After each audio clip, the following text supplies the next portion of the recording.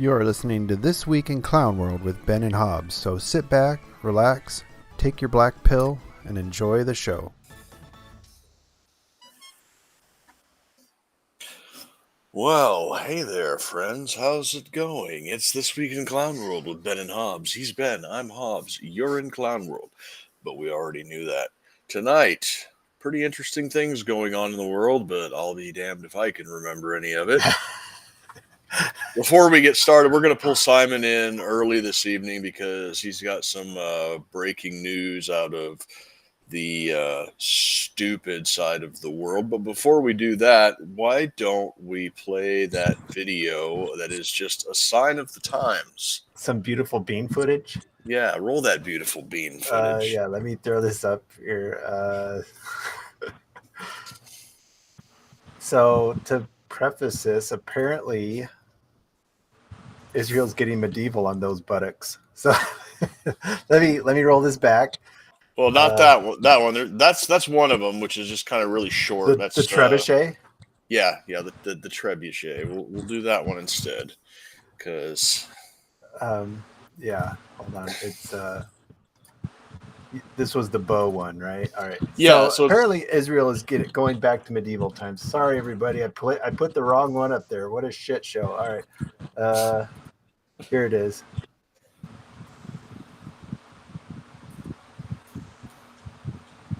Let me hide that. Here we go. Yes. So what you're looking at there is an Israeli Defense Force soldier standing in front of a trebuchet, launching a flaming ball of something over a concrete wall. So now it's I don't even know what to say, because you have this IDF soldier. He's in full modern gear, helmet, ballistic plate vest, uniform, radios, all the modern accoutrements, and they're using medieval artillery to set shit on fire in Rafah. I don't know what to say.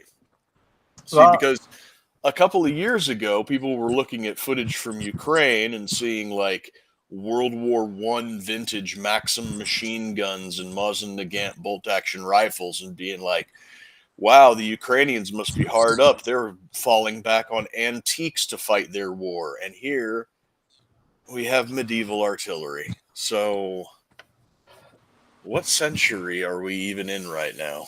I mean, on the one hand, some people are probably, nature is healing. Medieval warfare is returning to Jerusalem. And I commented, and we were talking. Mm-hmm. Is this a carryover from BLM where you lower your technology level and it becomes okay for the warfare? Maybe that is something like that, because when we had the BLM riots, they were beating the shit out of each other with sticks in the middle of the street, and everybody was just like body armor and shield walls. Yeah, but if somebody pulled a gun, then all hell would have broken loose. But it reminds me of the real-time strategy games of my youth, where you would dump all of your resources into evolving the tech tree of like your infantry. So you've got modern infantry using medieval artillery. That's what's going on right now. Well, but anyways, medieval warfare is returning to the Holy Land, and nature is healing. And then deconstructing itself. The other video was a guy with a longbow shooting a flaming arrow over the same wall. So, I mean, Simon, Simon's here. What do you think those shenanigans are about? So, as funny as it looks, it is actually quite serious. So it's not in Rafah. It's on the northern border with Lebanon, where tensions are fantastically high, because the Aardvarks just took out a couple of days ago one of the top commanders in Hezbollah, in which the Lebanese responded with a volley of 200 missiles and drones, which is the largest they've ever shot by a factor of like 4. And what they're trying to do, the Aardvarks, is throw over incendiary devices, albeit using a compound trebuchet, in order to create forest fires on the Lebanese side of the dividing wall. Why And go with a trebuchet though? It doesn't seem to. I mean, what do you think the strategy because is? because it's literally just it is, as Aleister Crowley would say, do what thou willst, and it's like snipe children, rape detainees. There's now a UN report that came out yesterday saying that they're anally raping detainees. This is according to the UN, with like heated rebar, right? So they're literally going back to where Thomas More was killed by having a hot rod inserted in his rectum. That's what they're doing as a standard, not an exception, not rogue officers. They're like, everyone gets a hot poker in the butt. Jeez. So, Okay? I mean, so they really are the getting the evil on the buttocks. Yeah, literally. I mean, you know, this is the thing. You know, we say things, and we say things to be humorous, even if it's gallows humor. But actually, these people are doing this stuff daily in reality, and it's being funded by American taxpayers. Yeah. Okay. So the Israelis have attack helicopters. They have modern aircraft. They have conventional modern artillery. Why are they using a trebuchet to do this? Is this just a flex? Are they just like, yeah, we can? It's literally for fun. Yeah. This is like some engineers put together this trebuchet, and they're like, yeah, okay, now we're going to use it. Yeah. There's the, you know, I mean, you know, you get recalled as a reservist, and you're like, fuck me, I'm bored and I don't want to be here. Let's, you know, what can I do that in some way pursues our military objectives, makes for 100,000 views on TikTok, gets me laid, and kills my enemies. You know what? There is some level of me that kind of can appreciate it, because this is exactly the sort of this is exactly the sort of shit that me and my friends would have got up to under the same circumstances, given the opportunity. So, I mean, I think I saw in the comments on that Instagram. Are you talking about the hot rebar, or are you talking about the trebuchet? I'm talking about the that's trebuchet. Friday night with the Marines. Okay, thank you for clarifying. Yeah, I suppose. Yeah, I mean, soldiers doing soldier stuff. Although theirs is highly destructive if they're launching it into a forest. If you're like I said, somebody commented they built something similar at one of their fobs, but you're launching in the desert, not into a forest. Yeah, you're probably just throwing a rock and not a flaming ball of fire. When the trebuchet is out of action, they're using white phosphorus artillery rounds instead to set the forest on fire, or the olive groves, or the vineyards, or whatever else they happen to be trying to incinerate. I mean, we probably gave him a grant for a low pollution, low energy artillery weapon, and that's probably a couple. It doesn't release excess. It doesn't release excess energy. Yep. It's quite quiet. It has a quick reload time. Locally sourced. It's using locally sourced natural materials. Yeah, I can imagine it's kind of like. I'm sure that was in some page 390 of some omnibus funding for our government to go to Israel. Yeah, with the instructions written in Hebrew. Yeah. We were talking in the pre-show. I mean, it was kind of a slow week in Clown World, and you're like, "Oh no, it isn't." God, it was slow today. Yeah. But the rest of the week, like yesterday, was an absolute frenzy. I did a 100-minute show, and today was a slow day, and I did a 75-minute show. I mean, there's a hell of a lot going on. So yeah, if you think it's slow, you're not looking hard enough. No offense. No, I'm probably not looking in the right spot, because you sent me this bilateral security agreement and you said it was a total shit show, and I was reading it before we went live, and I didn't get very far into it till I had about 3 or 4 what the fucks. Yeah. I mean, this basically puts Ukraine up there with Israel as far as our greatest ally, doesn't it? Yes, it literally does. So, if I may be so bold, I would suggest that you chaps might want to retweet the document that I sent you so that your fans can easily refer to it. It's quite long. It has no page numbers, which is quite irritating and probably deliberate because it makes it hard to refer to. But the key part of it, if people are on the TikTok time span, is Article 2, which is Defense and Security Cooperation, which is essentially the nature of the whole agreement. But in particular, that's the military aspect. And then what is helpful, which many other nations haven't done, and I believe America is actually the 18th country to sign one of these. So we're not the first, and we won't be the last between now and the Washington, D.C. NATO conference on the 9th, 10th, and 11th of July, which no doubt you'll cover, particularly if we end up being on with Harrison Smith on the 12th of July, which was proposed, as I understand it. And what is interesting here is they've actually provided the annex, and people might want to actually print that out because I'm not entirely sure that was intentional, because most other countries even haven't printed it on national security grounds, or they have printed the framework, but they haven't printed the annex. But in this case, the White House, possibly like the faces of all the Delta guys they published when they met Biden in Israel in October, which obviously was a massive faux pas. Right. Then we seem to have the entire annex, which is the implementation plan for the underlying agreement. And in this case, you want to look at the first half of the implementation plan that is specifically related to Article 2 of the overall agreement.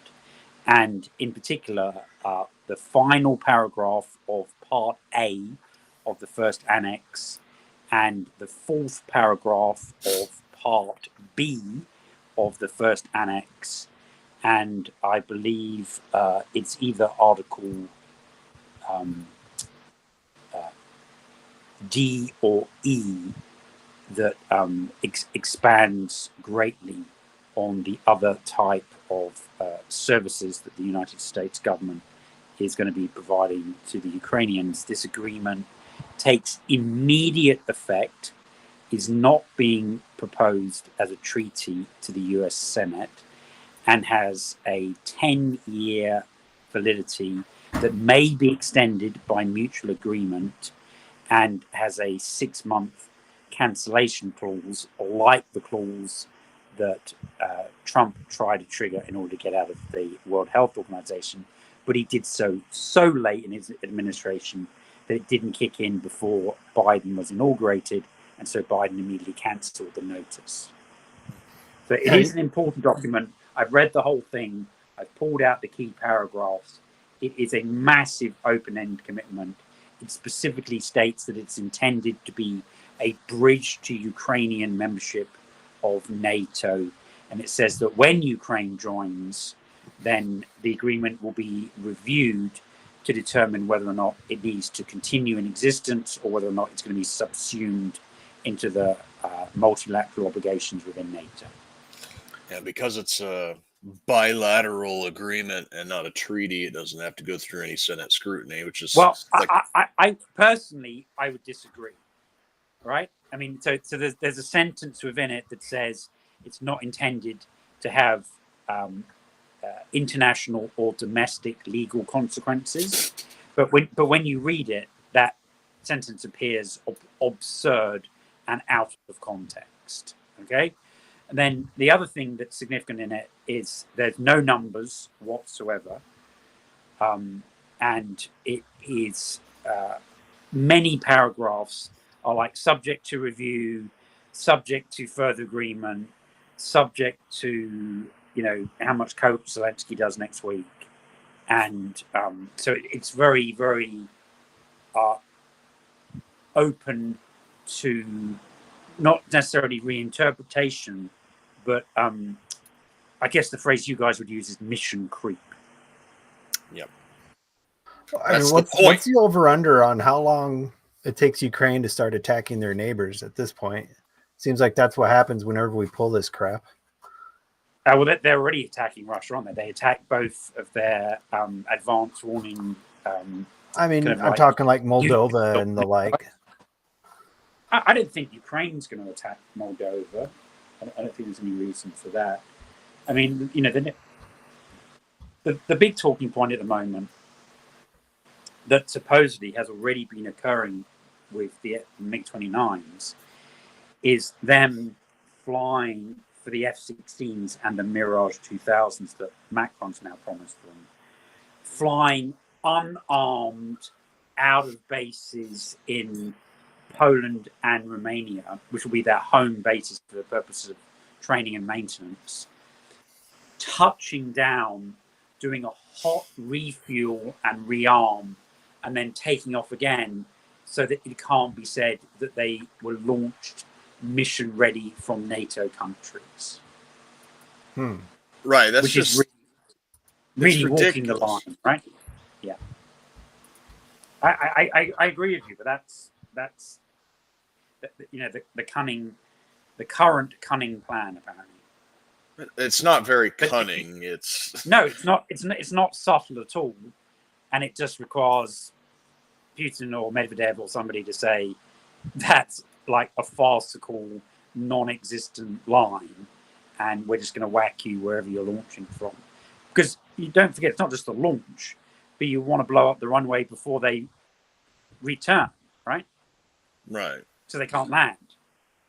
Well, I saw there was a big push to take out air defense sites before they started firing up all these F-16s because they have a radar cross signature that's huge. The Mirage is less. The F-16 isn't that huge unless they've got a shitload of external weapons on them, which they probably will, and long-range drop tanks, which turn them into like a B-52 on the radar. So. Yeah.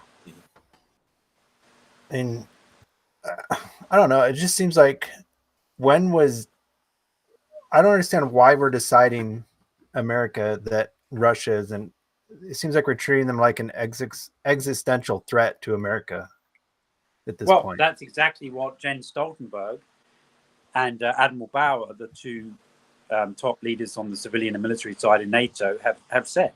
They've said it's an international existential threat to the future of NATO, the well-being of Europe, and the rules-based international order.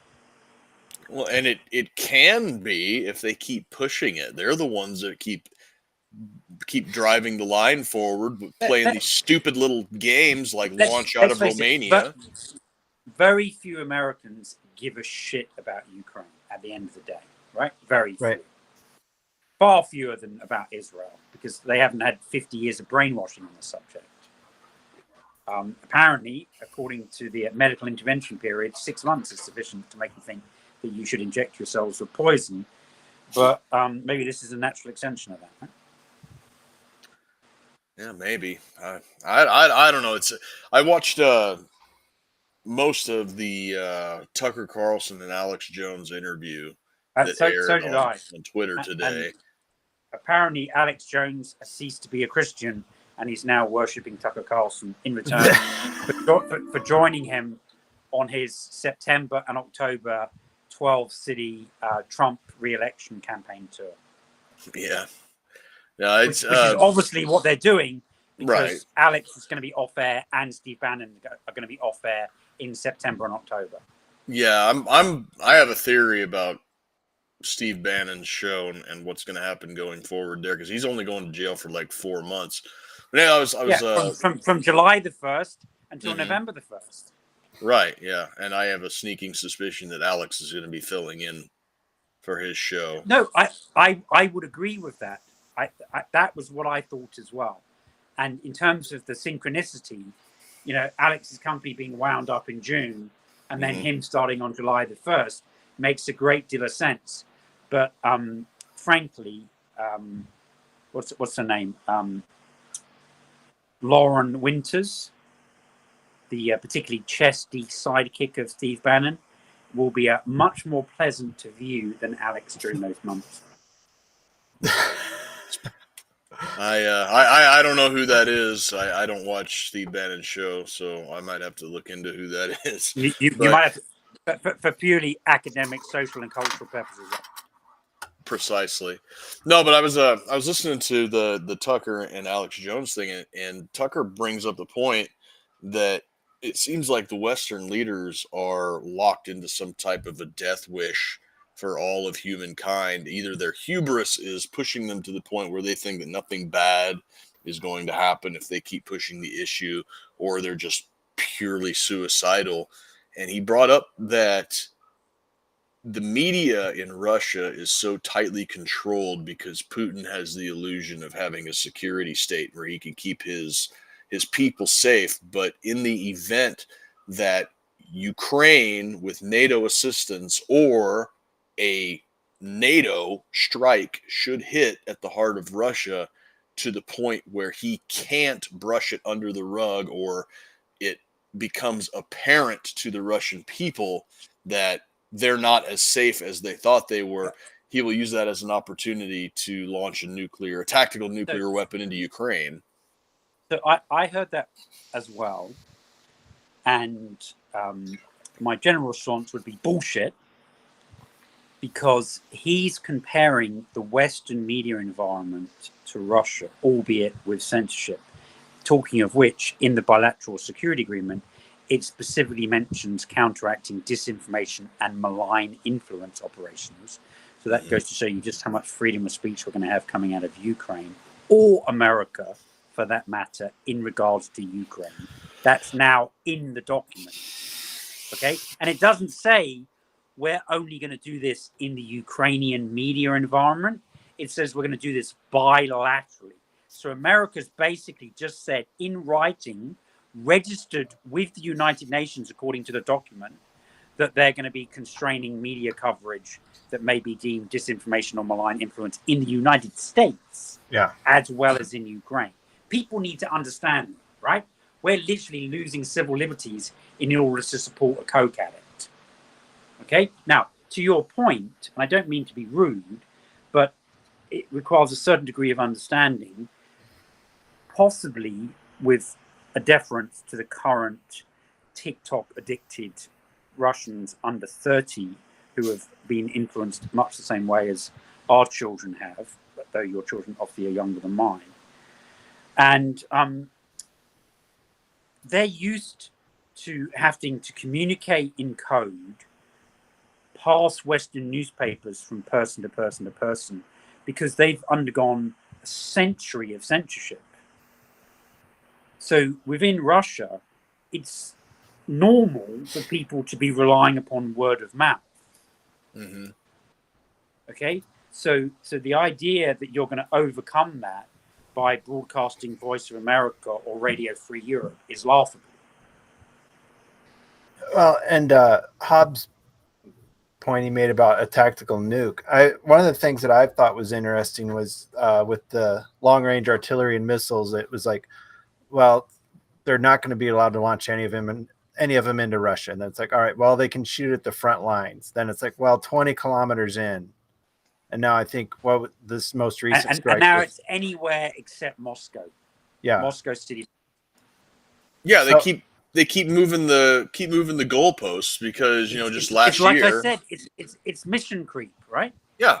Well, I wonder, right. I mean, you would think Lloyd Austin would have been on the phone with Putin, like, hey, are you going to nuke us if we do this? I mean, but then this is exactly, when you're reading financial prospectuses or you're thinking about investing into a mutual fund or something, mm-hmm. There's always a disclaimer at the bottom where it says past performance should not be taken as a guide to future performance, right? But these European morons, many of whom are micro countries that we literally don't care if they live or die, right? Except that they're now bound by Article 5 of the freaking NATO Charter, are saying, well, Russia hasn't nuked us so far, so they never will. That's the rationale. That's putting a lot of faith. They're literally saying that like every day. They haven't nuked us so far, so they never will. Yeah. And Now, that's speaking of- ludicrous, right? Well, and it seems like Putin. It seems like he could probably wipe Kiev off the map if he wanted to. But I mean, even without nukes, so he's showing some sort of restraint there. I mean, there's got to be some sort of conversation going on. It just doesn't. I mean, doesn't make sense. The Chinese and the Indians and the Brazilians keep on saying there exactly should be some sort of conversation going on, but all the NATO countries are like saying, "Oh no, we need like the complete reconquest of all of Ukraine, every single square inch, including Crimea, before we can even talk to each other." And the Ukrainians have put that in their federal law: no negotiations. Much like America says no negotiations with terrorists. And on our show, weaponizednews.com, we played the clip of Reagan apologizing for the Iran-Contra affair in 1987, 4 years after the fact. And now we learn that the Biden administration is negotiating to get back the 8 live American citizens that are being held in Gaza because they don't trust the Israelis. So, I mean, all this stuff about no negotiations is bullshit. But supposedly, that's in federal law in Ukraine. We can't talk to Putin because he's evil. Yeah. Well, speaking of the attitude towards Putin and Russians in general, I mean, we've been hearing since 2015, 2016 that there's a Russian underneath of every rock and around every single corner, and the Russians are going to get us, and they're interfering in our elections, and they're going to steamroll Europe if we don't hold the line in Ukraine, and all this Russophobia going on. And now we've got like a submarine strike group in Havana, 66 miles off the coast of Florida. And they're like, no big deal. They're like, no big deal. No. Once again, respectfully, I disagree with both of those because it's not a strike group. It's one sub, albeit it's one of their top spec subs, the Kazan, right? Mm-hmm. And one missile destroyer. It's not even a frigate or a cruiser. It's a small vessel, right? But it's got 3 weapon systems on it. It's got the Kinzhal, it's got the Zircon, and it's got something else I can't remember off the top of my head. One of which is hypersonic. So if they're 66 miles away from the coast of Florida, hypersonic over 66 miles is you blink, you're dead. Mm-hmm. So that's a bit unpleasant. For you especially, since you're right there. Yeah, but the ship is in Havana. The sub went in and out to quote a video from Hunter Biden, and he is now submerged, and the U.S. Navy are in a frenzy to try and locate it. But it is one of their ultra quartz subs.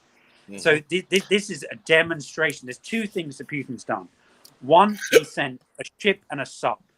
So he's saying we've got more ships and more subs. So this is literally just a taster. It's like the 7 cool chef menu at the restaurant where you get a little sample of each thing. Okay, mm-hmm. So that's what they're doing there.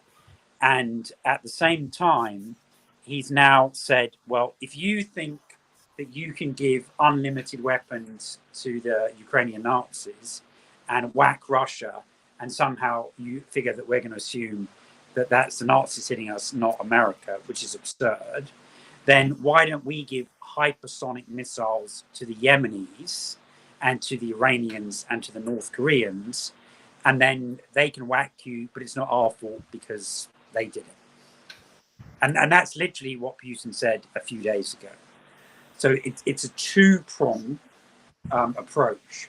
So it's we can push right up to your internet. I mean, for years, considering what America has been doing in the Taiwan Straits, and considering how much naval vessels the Chinese, they reckon they've made 10 battle cruisers in 4 years in China. 10. America hasn't made 1 missile cruiser in 4 years. No, we got those bullshit Littoral class ships that they're already decommissioning. They're making them to decommission them. Can't even give them away. They're going to get sold to Bangladesh for scrap metal, right? So the Chinese now have more ships than the US Navy. So why do they not have 1,000-kilometer roundabout going from Alaska to San Diego, 13 miles out, 1 mile beyond the international maritime boundary, literally with all the missiles pointed to Seattle, Portland. Well, Portland we wouldn't really worry about. San Francisco, Los Angeles, and San Diego, and just going round and round and round in a circle, saying, "What the fuck are you going to do about it?" Because that's what the U.S. Navy does in the South China Sea and the East China Sea every day, right? And so people are squealing about the Russian Navy sending one sub and one ship, but how many American vessels, including the U.S. Coast Guard, 5,000 miles or more from home, are doing that up and down the coast off Shanghai? Well, you're forgetting one very key aspect of that, and that is the fact that we say that we're the good guys, so that means we're the good guys, and it's okay when we do it. I'm being sarcastic, of course. No. I mean, really, you're not, because not only is foreign policy based on American exceptionalism, but so in many regards is Christian Zionism, right? So we think we're the shining city on the hill. We think that actually Jesus didn't die, and then he explored the Wild West 2,000 years before Americans did. Well, supposedly he died in Japan, I guess. Yeah. So I mean, there's some pretty far out beliefs without necessarily being a subscriber to InfoWars, and this is unfortunately going to get us all killed if we're not very careful indeed. Well, and there was a weird, speaking of Russian subs, that there was a freighter crashed into something in the middle of Lake Superior or something, and the water was 300 feet deep. And right away, did it actually sink, or did it get towed into harbor? I thought they had it had a 13-foot crack, in its hull from whatever it ran into. And the official word is it's a stress fracture. No, that's bullshit. It wasn't a stress fracture. It collided with like either a giant log or a floating shipping container. Yeah, just weird that it pops up that Russia's down in Havana, and then this smacks into something underwater. How do you figure that Russian subs got in the Great Lakes? Not sure. I think they've been rumored they've made it in there before, though, during the Cold War. Yeah, I'm not entirely convinced about that, to be honest. I mean, they'd have to fucking sail up the Hudson River or something, right? Yeah. And then there was a weird incident just doing the thing with the space station. Did you guys cover that on your show? I missed one or two of your shows. No, it was a funny cover story. They said, that wasn't a real broadcast. That was a simulation of a medical emergency, kind of like the start of COVID. Yeah, they did a simulation of a medical emergency, and then they said but before they'd said that, they said there were no issues on the station. I mean, half the station was asleep. Okay, so that's when you run a simulation of a medical emergency? Well, yeah, but bear in mind the station is like starting to fall out of orbit, and they're going to have to evacuate it anyway, which is why the Chinese are building a replacement that isn't going to have any Americans on it. Yeah, I wouldn't invite us either if I was the Chinese. So yeah, that was the two Clown World conspiracy stuff this week, was the freighter smacking into something in the middle of the lake, and then the whole NASA thing was pretty bizarre. So I mean, the Great Lakes do have vicious storms on them, and there have been many maritime disasters on the Great Lakes, right? Right. Both on cargo ships and passenger ships. Right. So it's been a couple of days. I asked you a couple of days ago about this petrodollar agreement, and has anything changed on that? No, it's still total bullshit. What's the background on that one for people who weren't privy to the conversation? So people are claiming that a 50-year agreement was signed on the 9th of July, 1974, that nobody's ever seen. There's no historical records of. Nobody's produced in the last week, despite many Middle Eastern newspapers saying, hey, we've never seen this, and we'd really like somebody to post it online. It appears to be a complete spoof to ramp up cryptocurrency on the basis that the US dollar was going to collapse when the peg with Saudi Arabia was broken, which hasn't occurred. You can still transact US dollars to Saudi Arabian riyals at 3.75 or thereabouts to 1. And none of the Gulf Cooperation Council currencies have been affected. And the key indicator would be the Dow has not dropped by 50%. Mm-hmm. Well, I read an article, speaking of petrodollar, I read an article about, it was making the case that the most damaging thing done to the U.S. economy in the last 50 years was when we sanctioned Russia's money out. Because that kicked off. We just did more of that today. We put sanctions on the Moscow Stock Exchange. And 15% of that trade was still settled in US dollars. That's now ended. And the Russians said, fine, we're going to do it all in rubles and yuan. No problem at all. Fuck you. So. But that prompted everybody else to realize, all right, the U.S. is fucking crazy enough to do this. So we need to find alternatives. On my show, I constantly quote Marco Rubio, who said, if countries stop using the US dollar, we're going to ban them from using the US dollar.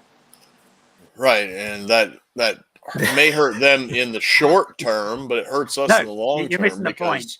If countries stop using the US dollar, we're going to ban them from using the US dollar. Yeah, it's utterly retarded, and I can't believe that somebody has floated him as a potential VP pick, vice presidential candidate. Yes, very vice presidential material. That'll teach him. But that's missing the point, not by you, but by all the idiot commentators. Once again, that you can't have the vice president and the president from the same state. So it rules out Rubio. It rules out Rick Scott. I still see Donald, Byron Donalds floated all the time too, and he's from Florida. It is unfreaking believable that these people in 6 months haven't figured out that there is actually a constitution. But I guess they've never read it, so there's no reason why they. I mean, these aren't just like benandhobbsnews.com. It's like New York Times will float out potential VP pick Byron Donalds. It's like, what? Yeah, unless Trump moves back to New York and does it that way. Well, I mean, what's the state with the shortest residency terms? I guess they could pull that off. Don't forget, he might be a resident of Rikers Island. So that is distinctly possible. Yes, it is. It is. What is the state with the shortest residency? South Dakota and Florida are the quickest and easiest. He's already in Florida. Right. So anyways, going back to a little bit about you mentioned stock exchanges. There was something that I saw float across my feed the other day. BlackRock is thinking of making a Texas-based stock exchange to rival the New York Stock Exchange. What? BlackRock is toxic in Texas. That makes no sense whatsoever. I know it doesn't make any sense, and that's why when I read it, I had to read that headline a couple of times and ask what and why, because it was BlackRock and one other hedge fund. It's been a few days since I saw it, but BlackRock and one other hedge fund. That's a pretty new story. Everything's from yesterday. Here's backed by an investment of $120 million from BlackRock and Citadel Securities. Will operate a fully electronic securities exchange based in Dallas pending SEC approval. That's interesting. Yeah. It's a very, very strange. They said it would be to rival the New York Stock Exchange, and I'm just like, what does that even mean? Like, I don't understand the purpose of doing such a thing. Because like Simon just said, BlackRock is like, it's entered almost the normie zeitgeist right now, where BlackRock is practically radioactive. Jeez, own everything. I mean, they're hated, but they're still managing trillions of dollars of assets, right?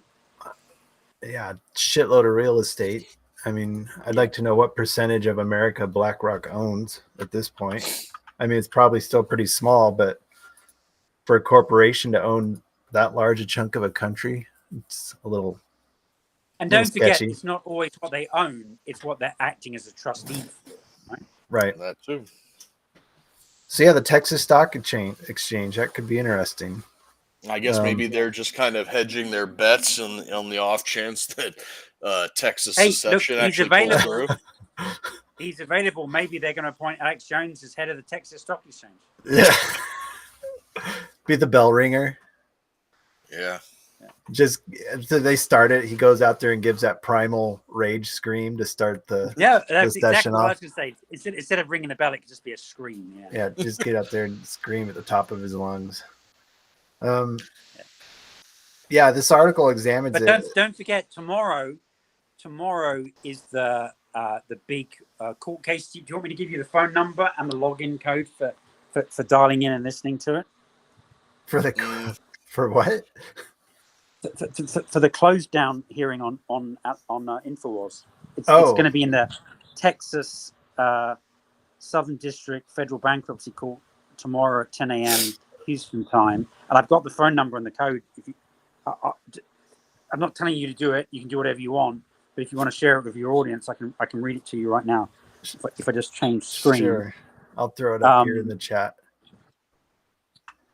Okay, so grab a pen and pencil and stuff, and you just want to make a note of this, or cut one of your fingers and write it in blood. That's another option. So what is the final day for Infowars if this goes when this goes through? It's tomorrow. Tomorrow. Yeah, tomorrow. Very well. Okay. Maybe So the phone number. The phone number is 1-832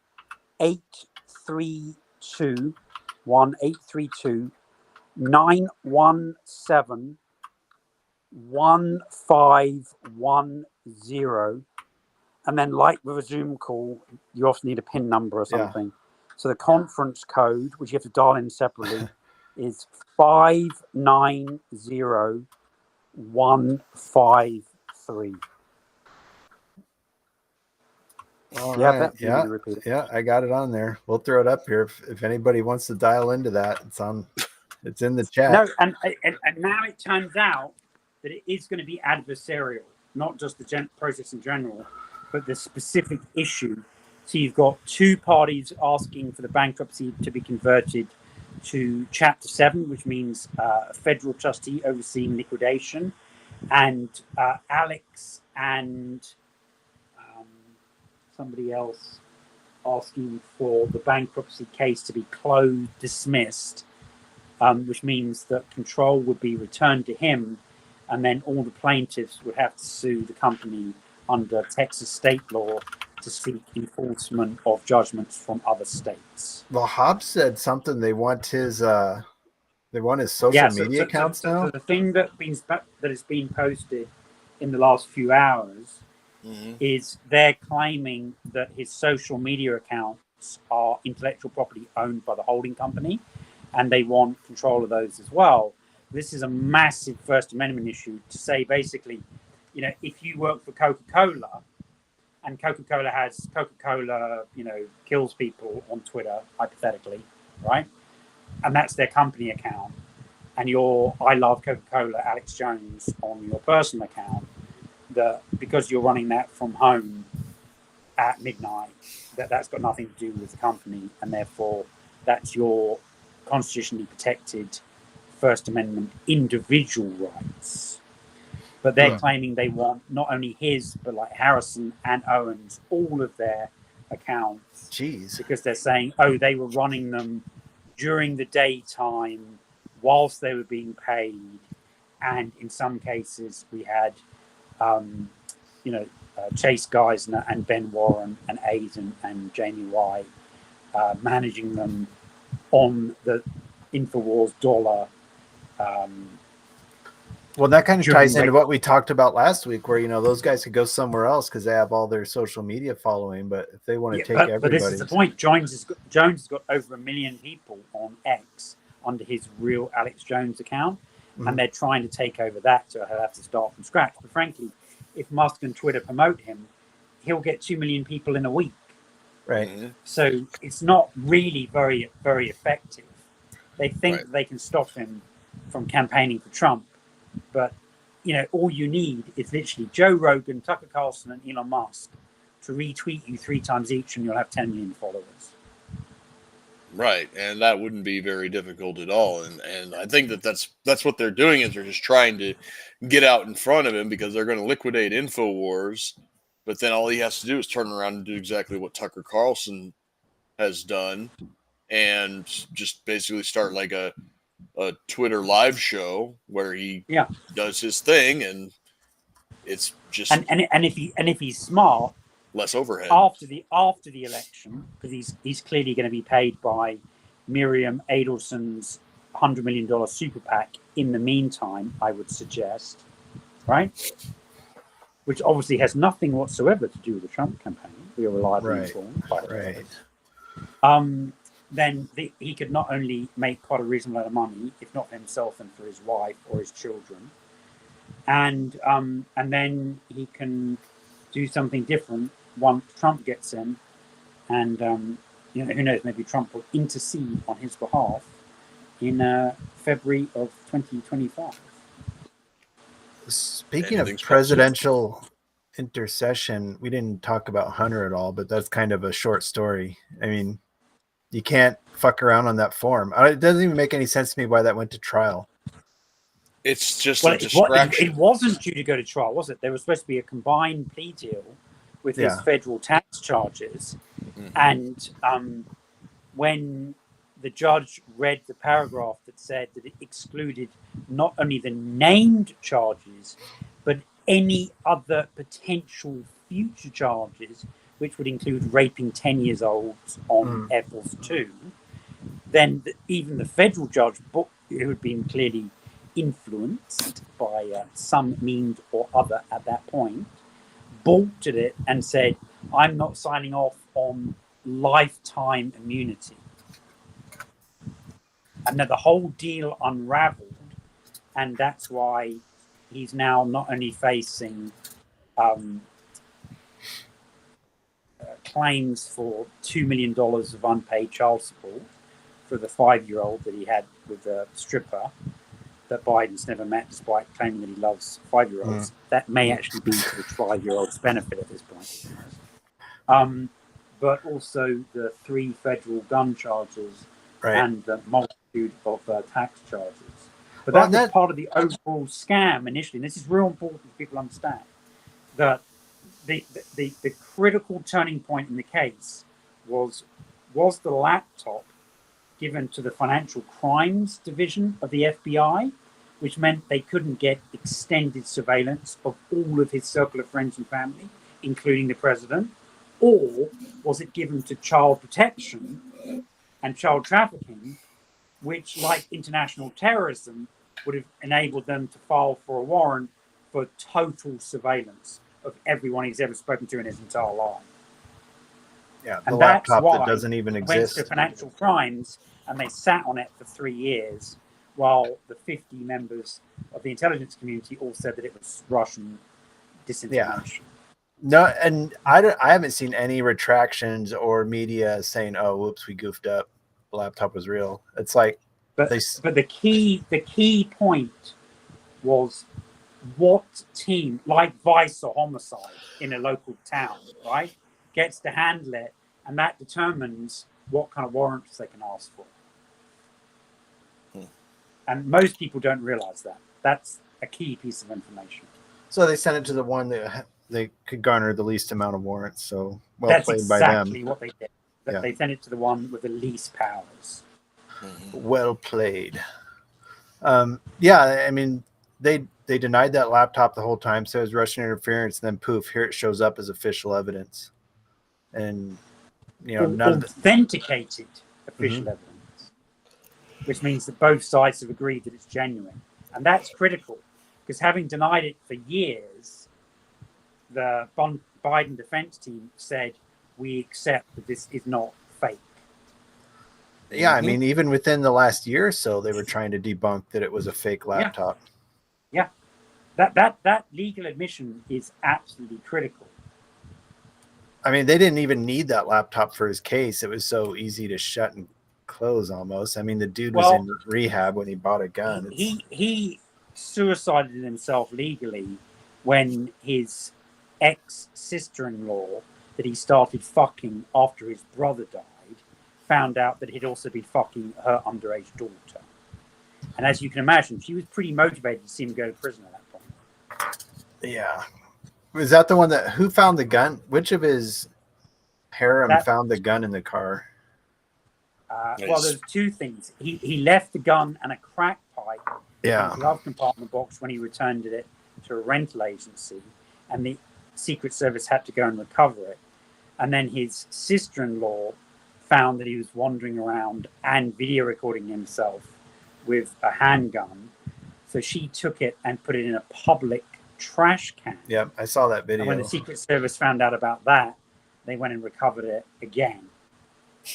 Yeah, so some Can you imagine being the Secret Service guy that has to go around cleaning up Hunter Biden's fuck up? Imagine protecting Bill and Hillary Clinton. Imagine the filth that you've seen doing that, right? So that team should be called the Hunter Biden gun recovery team. But I mean, unfortunately, those people do have to watch some pretty filthy stuff. And what's that Clint Eastwood movie where he gets involved in a murder cover-up? Like all of them? Yeah, no, there's a good Clint Eastwood movie where he's like one of the oldest guys in the Secret Service, and they're trying to force him out in retirement, and he gets involved in covering up a murder by the president or vice president or something who like kills his mistress. It's quite a good movie. It's from the 90s. Can you remember that one? No, I don't remember that one.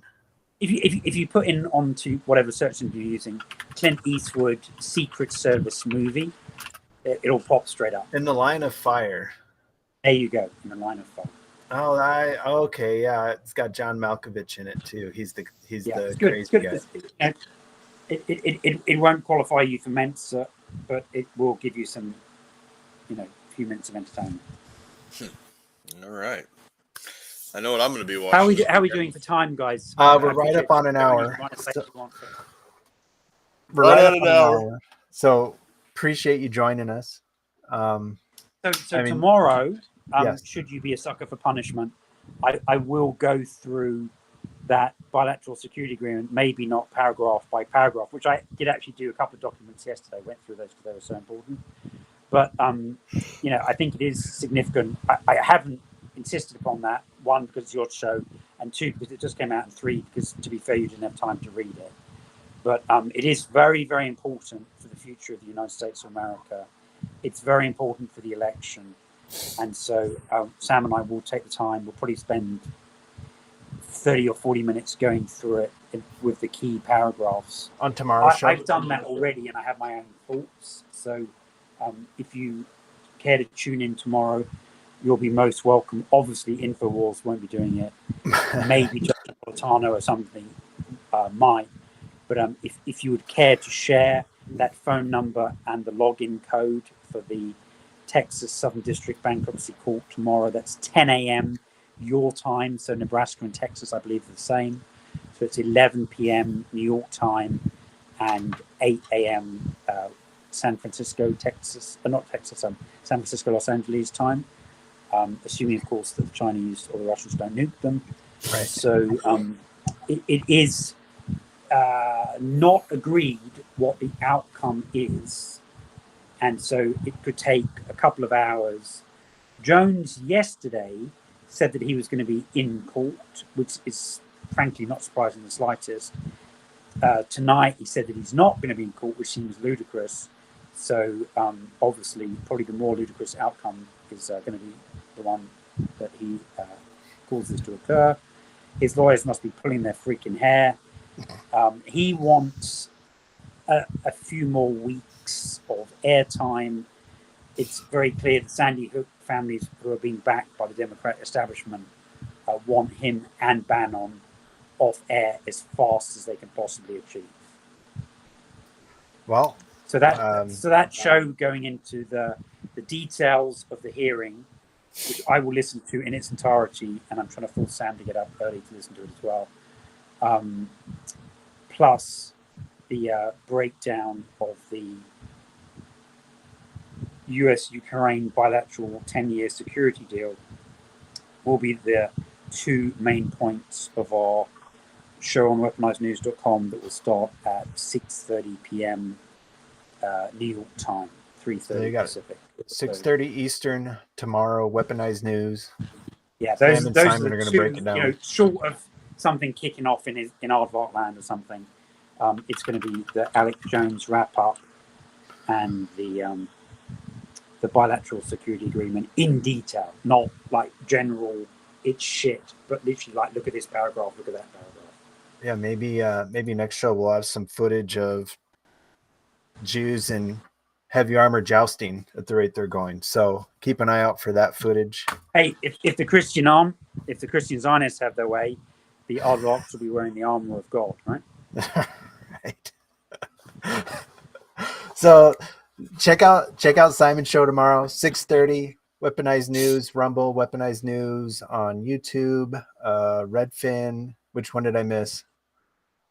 Rockfin Odyssey. X, Rockfin, Odyssey, X, Rockfin, Odyssey, Rumble, YouTube. They're on Facebook still somehow. We're not on YouTube at the moment, though. I am contemplating that.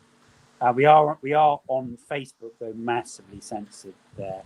And I appreciate, and I must extend my thanks from Sam that you occasionally, not occasionally, but fairly often rebroadcast our shows on Facebook, though I appreciate you're under very much deep state censorship on that location as well. And may I make the suggestion to your listening audience, so I'm sure you'll repeat this yourselves, that as of Monday, potentially, we are about to encounter a 10-hour per day alternative media vacuum with the end of InfoWars. I don't know quite how Hobbs is going to survive.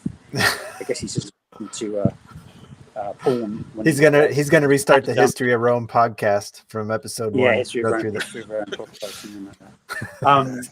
But frankly, it shows like yours, which I unreservedly salute, that will be in part, along with us and maybe Harrison doing Moonbase, and hopefully coming on with Hobbs and I at some point in the next 4 weeks, who will be trying to fill the enormously large shoes that Alex leaves behind. Right.